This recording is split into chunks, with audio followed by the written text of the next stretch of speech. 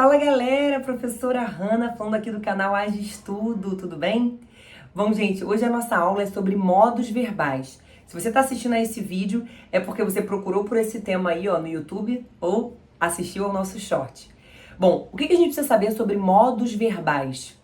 Isso já te atravessou de alguma forma? Já fez uma questão de concurso, deu de cara com modos verbais e falou, sei nem do que se trata, não lembro da escola. Vem cá que esse vídeo é pra você.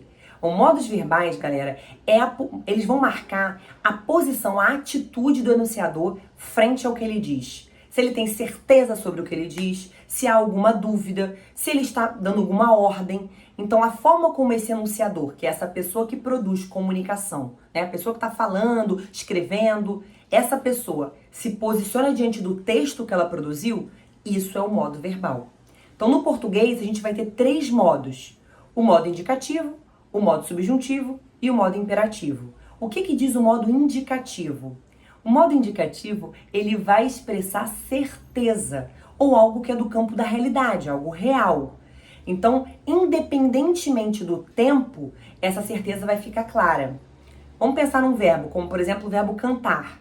Quando eu digo, independente de se é presente, passado ou futuro, eu uso esse verbo no modo indicativo, você vai perceber que o enunciador tem certeza. Então eu digo, eu canto no presente, eu cantei ou eu cantarei no futuro. Independente do tempo, você percebe aí que há certeza ou é algo real.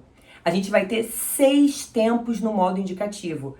Presente, que se resume em presente, passado e futuro. E aí a gente vai explicar com detalhes numa outra aula.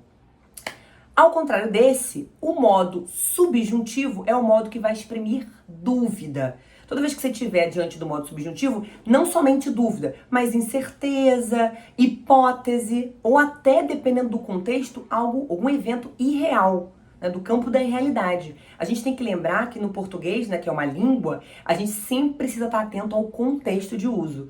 Então, dependendo do contexto, quando se usa o subjuntivo, a gente pode estar expressando até mesmo um evento irreal. E aí, o subjuntivo vai abrigar 3 tempos, que são presente, pretérito, que é o passado, e o futuro. E eles, independentemente do tempo, vão estar marcando aí essa incerteza ou essa dúvida. Então, por exemplo, usando o mesmo verbo, que é o verbo cantar, eu poderia dizer assim, se eu cantasse aquele dia, a gente teria ganhado no karaokê, por exemplo. Ou se eu digo que você cante bem no seu concurso. Eu não sei se você vai cantar bem, é o que eu desejo pra você, que você cante, está no presente, mas a gente não tem certeza se isso vai acontecer. E no passado também, ou no futuro, quando eu digo assim, quando eu cantar, a gente vai melhorar a nossa pontuação. Quando eu cantar, isso pode acontecer no futuro, mas não se tem certeza, ok? Bom, isso é o subjuntivo. Em Portugal, para os meus alunos aí que estão me assistindo de Portugal, o nome desse modo é conjuntivo, tá? E uma informação importante é que é muito comum a gente ver o modo subjuntivo em orações subordinadas, porque nas orações subordinadas há uma dependência de uma oração por outra. E no subjuntivo acontece isso, né? A ação às vezes depende de outra para que ela aconteça.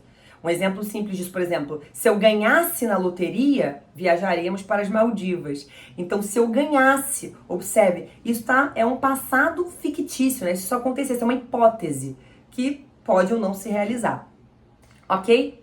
Bom, temos aí 2 modos. E o último modo é o modo imperativo, que eu fiz a brincadeira com o imperador no short, né? A ideia do imperador, daquele que manda. Mas não é só uma ordem que o imperativo exprime. Ele pode exprimir também um conselho, um pedido, ok? Então, toda vez que eu der um conselho ou um pedido, que marcar essa interlocução com alguém, com esse receptor, a gente tem o modo imperativo, né? Não precisa ser necessariamente uma ordem, tá? Pode ser sempre, até um desejo pode ser. Então, a gente pode pensar em alguns exemplos, como, por exemplo, aquieta teu coração. Quando eu digo aquieta teu coração, isso não é uma ordem, mas é um conselho. Ou quando eu digo assim, não me deixe só. Não me deixe só, da música lá, né? É um pedido, ok? Então a gente pode dar um conselho, pode fazer um pedido. O importante é que há uma centralização dessa figura desse receptor. E isso vai marcar o modo imperativo. Então a gente brinca com o recurso do imperador e da ordem, mas não é apenas uma ordem. Agora, algo importante para saber sobre o imperativo. O imperativo só tem o tempo presente. tá? Ele não se divide em tempos, apenas no tempo presente, que dependendo do contexto pode carregar a ideia de outros tempos, mas em geral o tempo presente, e ele vai se dividir em afirmativo e negativo. Então eu posso fazer um pedido, mas eu posso dar uma ordem positiva ou uma ordem negativa. Ok? Então, e aí as conjugações vão ser diferentes. Agora, o importante de você saber é que a gente vai ter que pessoas, a segunda pessoa, que é com quem eu estou falando.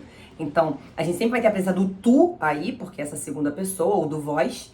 A gente vai ter a presença da primeira pessoa do plural, porque eu posso estar fazendo dando um conselho em que eu também esteja enquadrada dentro desse conselho. Então, a primeira pessoa do plural conta, que é o nós.